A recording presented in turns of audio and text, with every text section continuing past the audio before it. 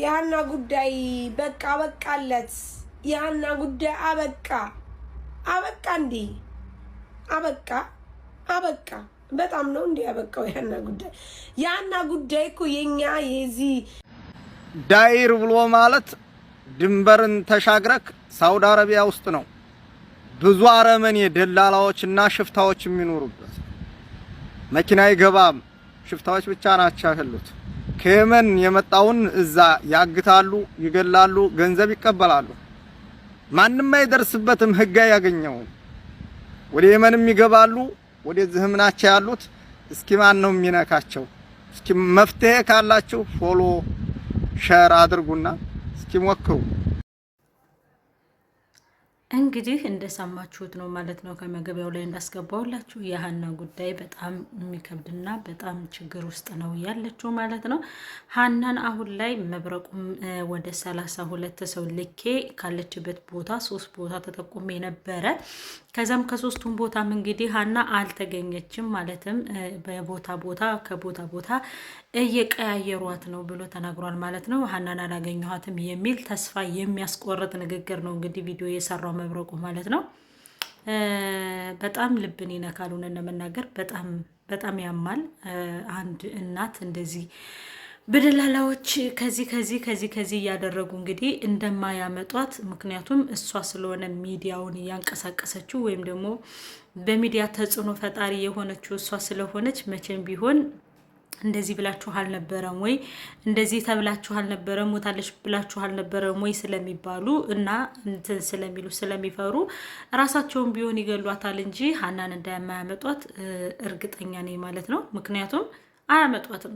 ካመጧት እኮ ስራቸው እንደሚበላሽባቸው ስለሚያስቡ ስለሚያውቁ፣ እነሱም ደግሞ እኛ ይቺ ልጅ አላየንም ሙታለች ያኔ ቀብረናታል ብለው ስላመጡ ቀብረናታል ብላችሁ አልነበረም ወይ ስለሚባሉ እንጃ። ሌላውን ለምሳሌ አሁን ወደ 400 ምናምን ሰው ተለቋል አይደለ? ከዛ ደንበር የሚባል ሀገር ላይ 400 ምናምን ሰው ተለቋል።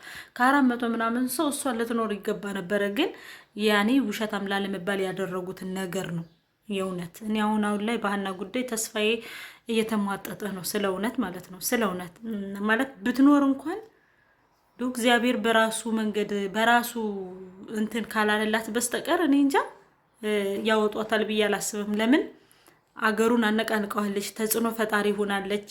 ስራቸው ተብላሽቶባቸዋል። የብዙ ሰው ህይወት ነው የወጣ ከነሱ ወልዶ የነበረ አርግዞ የነበረ አብዶ የነበረ በቃ ኤቭሪቲንግ ማለት 400 ምናምን ህዝብ ማለት ማጂ አስቡት። ከዛ ሸራ ውስጥ ታጉሮ የነበረ ህዝብ ነው ከዛ ጋር የወጣው ማለት ነው። ይሄ ለራሱ ለነሱ ትልቅ ኪሳራ ስለሆነ አሁንም ቢሆን እሷን ያወጧታል ብዬ ተስፋ አላደርግም። ግን ሁላችሁም የምትችሉ ሰዎች ድምጽ ሆኗት። ያው ከሆነ ከተሳካ ነው። በእርግጥ አሁን ላይ ቸለል ያለ ይመስላል። አሁን ላይ ነገሩን ትውት ያደረጋችሁት ይመስላል። ሁላችሁም ፎሎአችሁንም ሰበሰባችሁ፣ ምናችሁንም አደረጋችሁ። አሁን ላይ ስለ ሀና ጉዳይ እረብ ያላችሁ ትመስላላችሁ፣ ከአንዱ ለሰው ውጪ ማለት ነው። በጣም ያሳዝናል። የሚዲያ ነገር እነዚህ ከላይ ሆኖ መቅረቱ ከላይ ሆኖ በቃ ወሬ ብቻ ሆኖ መቅረቱ በጣም ነው የሚያሳዝነው የሚያሳፍረው ማለት ነው። እንዳንድ ኢትዮጵያውያን ማለት ነው። እና ምን ልላችሁ ፈልጌ ነው፣ መብረቁም ቢሆን በዚህ ደረጃ ተስፋ የሚያስቆርጥ ነገር ቪዲዮ መስራትህ አግባብ ነው ብዬ አላስብም። ምክንያቱም አሁን አንተ ቅድም የሰራኸውን ቪዲዮ አይቻለሁና በቃ ተስፋ ቁርጥ ያደረገ አይነት ስሜት ነው ያሳየህ። ይሄ ደግሞ ለነሱ ትልቅ ቻንስ ነው። ያኔ ማንኛውም ሚዲያ ላይ የሚሰራ ሰው ስለ ሀና ጉዳይ ተስፋ ቆርጦ ቪዲዮ ሰራ ማለት ለነሱ ያሸነፉ ያክል ስሜት ስለሚሰማቸው ድል እንዳደረጉ ነው የሚሰማቸውና ማንኛችሁንም ቢሆን ማንኛችሁን ቪዲዮ ስትሰሩ የተስፋ መቁረጥ ስሜት ባታስገቡ፣ ያኔ ውስጣችሁ ይሄ ተስፋ የቆረጠ አይነት ስሜት ባታሳዩ ማለት መብረቁ ስትሰራውን መጣህ ሀናን አላገኘኋትም የለችም ሀና ተስፋ ቆርጫለሁ፣ ምናልባት ይሄ የመጨረሻ ቪዲዮ ሊሆን ይችላል። ይሄ አሁን ለነሱ ትልቅ ድል ነው። ሆነም አልሆነም፣ ተደረገም አልተደረገም፣ ተፈጠረም አልተፈጠረም፣ ግን ድምጽ መሆን ባለብን መንገድ ድምጽ እንሆናቸዋለን። ለሃና ብቻ ሳይሆን ለራሳቸው ለደላሎች ለራሱ ትልቅ አይነት ስለልቦና ስለሚያስፈልጋቸው እነሱንም ማራቅ የለብንም ብዬ ነው ማስበው እኔ።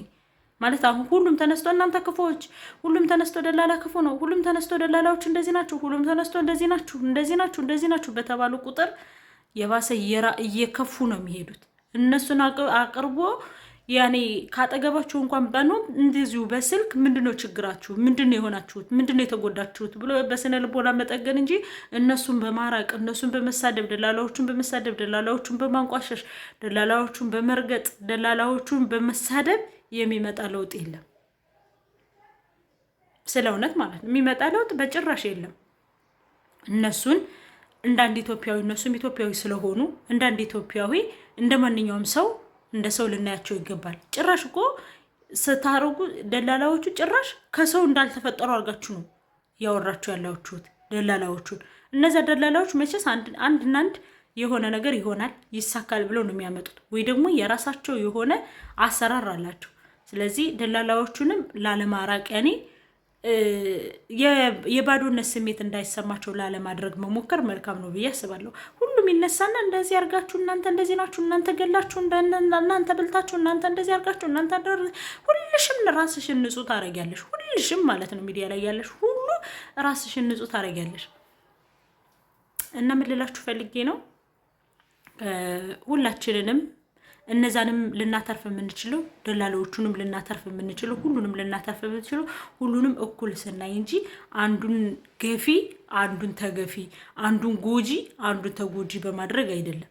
ይሄኔ እስከዛሬ ድረስ በትዕግስት በፍቅር በስነ ምግባር ባለው ንግግር ተነግሮ ቢሆን ኑሮ ወይ የዚህ ደረጃ ላትደርስም ትችል ነበር፣ ወይ ደግሞ መፍትሄ ሊፈጠር ይችል ነበር።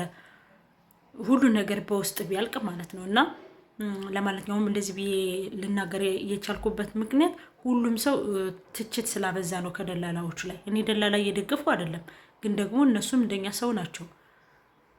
የምሬን ነው። እንደኛ ሰው እስከሆኑ ድረስ የሆነ ነገር ቢያንስ እንኳን ለመረዳት መሞከር ለመረዳት ከሞከርን ምናልባት እዛ ያለው ነገር ሊቀል ይችላል፣ ያና ጉዳይ ሊቀል ይችላል። ግን ደላላን በተሳደብን ቁጥር ደላላን የሆነ ነገር ባደረግን ቁጥር ከራሳቸው ላይ ገመድ እየጠቀለሉ እንደመሄድ ስለሚሰማኝ እንደዛ ስለሚሰማኝ ነው። እና ደግሞ ሌሎቻችሁ ገብታችሁ ኮሜንት ላይ አንቺ እንደዚህ ለምንድን ነው የምትይ ለደላላ? እኔ ለደላላ እየደገፍኩ አይደለም። በነገራችን ላይ ማንም ደላላን የሚደግፍ እኮ የለም። እኔ ደላላን አልደግፍም። መናገር ባለብኝ ነገር እናገራለሁ። ግን ደግሞ እንደ ሰው እንደዚህ ቁሽሽ አድርጌ እናንተ እንደምታስቡ ቁሽሽ አድርጌ አይደለም ሰውን እኔ ማንንም ሰው ቁሽሽ አድርጌ ላይ እኔ ማን ነኝ? እኔም እኮ እንደ ሰው ከጭቃ ካፈር እኔ ተፈጠርኩት። እንደማንኛውም ሰው ሰው በሰውነቱ ሊከበር ይገባል። ሰው በሰውነቱ ሪስፔክት ሊሰጠው ይገባል እንጂ ራሳችንን ንጹህ አድርገን ራሳችንን ፍጹም በቃ ጽድት ያለ ሰው አድርገን ያንን ሰው ቆሻሻ የምናደርገው ከሆነ እኛ ራሳችንን የምንቆሽሸው የምሬን ነው የምላችሁና ለማንኛውም እስኪ ይሄኛውን ቪዲዮ አይተነው እንመለስና በዚህም ሀሳብ አስተያየታችንን እንሰጥበታለን። እናንተ ግን ቪዲዮውን እስከ መጨረሻ እያያችሁ ላይክም ሼርም ሰብስክራይብም እያደረጋችሁ ቤተሰብ ሁኑ። መሳደብ ብቻ አይደለም።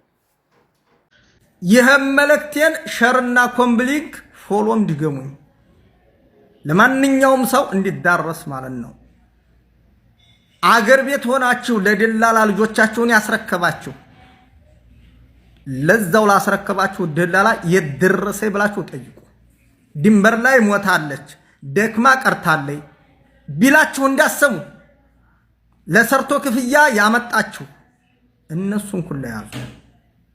በዚች በሊ ምክንያት ወደ 400 ሰው የሚሆን ነው የተለቀቀው። የመን ውስጥ ብዙ ሰዎች ፈረጃ እያገኙ ነው። ስለዚህ አሁንም ይችን ከልጇ ጋር የምትገናኝበት ከእናት አባቷ ጋር ከህዝቧ ጋር የምትቀላቀልበትን ከአረመኔዎች ወጣ አላህ ያቅርብላት እያልኩ አሁን ለመናገር አሁን የተናገረው ንግግር በጣም አስፈላጊ የሆነ ኢምፖርታንት የሆነ ንግግር ነው የተናገረው ማለት ነው። ምክንያቱም አሁን ላይ ኢትዮጵያ ቁጭ ብለው ልጆቻቸውን በባህር የሚልኩ ወላጆች ማለት ነው ይሄ ሊያስቡበት ይገባል። ምክንያቱም አሁን ላይ ሲመጡ ልጆችም ቢሆን ከቤተሰብ ተደብቀው የሚመጡም ቢሆን ማን እንደሚወስዳቸው እና ከማን ጋር መነጋገር እንዳለባቸው ለአንድ ለሆነ ቤተሰብ እንኳን መናገር እንዳለባቸው ማሳወቅ እንዳለባቸው ማለት ራቅ እንኳን ቢሉ ራቅ ካሉ በኋላ በገሌ ነው የሄድነው ገሌ ነው የወሰደን ብለው ለዛ ያንን የወሰዳቸውን ሰው ወይም ደግሞ ያናገራቸውን ሰው ለቤተሰብ ቢያሳውቁ። ምክንያቱም አሁን ከዚህ ጋር ከመጣ ማን ወሰደው፣ ማን ወሰዳት፣ ማን እንደዚህ ያደረጋት፣ ማን ነው ከዛ ጋር ያደረጋት፣ እንዴትስ ሆነ ምናምን እየተባለም ስለሆነ እንደዛ ቢያደርጉ ሲቻል በአሁኑ ሰዓት ላይ እንደው ባይመጣ። በእርግጥ ኢትዮጵያ ውስጥ ያለው ነገርም በጣም አሳሳቢ ነው። እንደዚህ ማለት እንደዚህ ነው፣ እንደዚህ ባታረጉ፣ እንደዚህ ብታደርጉ ብሎ በሰዎች ጫማ ላይ ሆኖ መፍረድ ከባድ ቢሆንም ግን እዛ ጋር ያሉበትን ስሜት እዛ ጋር ያሉበትን ኤነርጂ እነሱ ነው የሚያውቁት። አሁን ላይ ሀገር ቤትም ሰላም እንደሌለ ማንኛችንም እናውቃለን፣ ማንኛችንም ማለት ነው። ግን በተቻለ መጠን ደግሞ እንዲሁ በሚባል ሁኔታ በእንደዚህ አይነት መንገድ ከተመጣ እንኳን የሚያመጣቸውን ሰው ለቤተሰብ ቢጠቁሙ፣ የሚያመጣቸውን ሰው እገሌ ነው ቢሉ፣ በታዋቂ ሰው በራሳቸው ሰው ቢመጡ እኔ እንጃ ብቻ ምን ማለት እንዳለብኝ አላውቅምና ግን አሁን ላይ የመን ያለው ነገር ከባድም ስለሆነ ባህርን ድሮ ባህር ጥይት ነበር የሚያስፈራ። አሁን ግን ሰው ራሱ እያስፈራ ስለሆነ ስትመጡ ወይም ደግሞ ከሀገራችሁ ገና ስትነሱ በቃ ያመጣችሁን ሰው እገሌ ነው የወሰደን ወይም ደግሞ በገሌ ነው የሄድን ብላችሁ ለአንድ ለሆነ ሰው ለራሳችሁ ለምትሉት ሰው ብትናገሩ ተናግራችሁ ብትመጡ ሲቻል ባይመጣስ ማለት በቃ ቆሎ ተበልቶ ቢታደርስ እንኳን ማይቸገረውን በዚህ ደረጃ መቼም ኢትዮጵያ ውስጥ ቆሎ አይቸግርም። ቢቸግር ግን እንዲያው አሁን ላይ ስደት በጣም የሚያስጠላ በጣም የሚከብድ ሆኗል። መንገዱ በጣም የሚያስጠላ በጣም የሚከብድ ጊዜ ላይ ስለደረስን በተቻላችሁ መጠን ሲሆን ባትመጡ፣ ከመጣችሁ ደግሞ እንደዚህ አይነት ነገር ብታደርጉ ቤተሰብ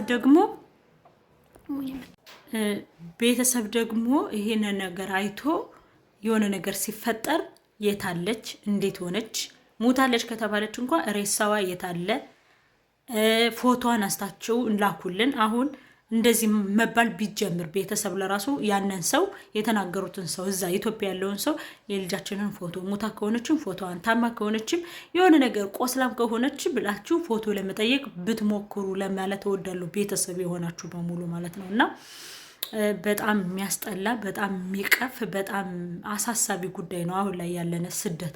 ሁላችንም ገና ችግር ሳይገጥመን ከቤተሰብ ዝም ብለን ሁሉም ሰው ውጭ ስለሄደ ብቻ ሁሉም ሰው ስናፕቻት ላይ ፎቶውን እያጠራ ስናፕቻት ላይ የሆነ ነገር እያደረገ ምንቅር እያደረገ ፌስቡክ ላይም ስለለቀቀ ቲክቶክ ላይም ስለለቀቀ ብቻ ውጭ ሀገር የሄደ ሁሉ ተመችቶት የሚኖር አይምሰላችሁ፣ ደልቶት የሚኖር አይምሰላችሁ። ሁሉም ሰው እያከከ ነው የሚኖረው።